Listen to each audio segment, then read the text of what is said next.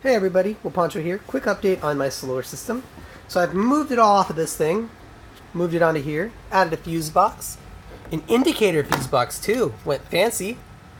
It shows me which fuse has a fault, which is super nice.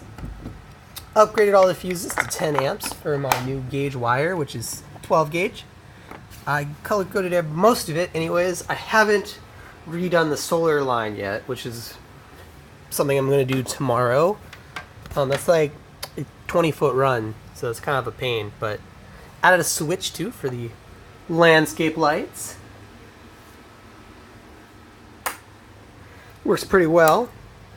This is a shunt for the amp meter over here, and I don't have I do have a bus that I'm going to use for the negative load, but I don't have it yet.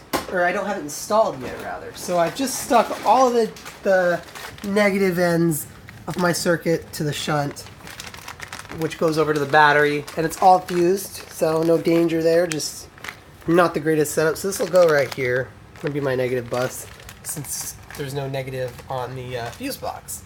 But yep, it's coming along, and it's looking a little bit better. Probably still could use some cable management, but you know. Alright.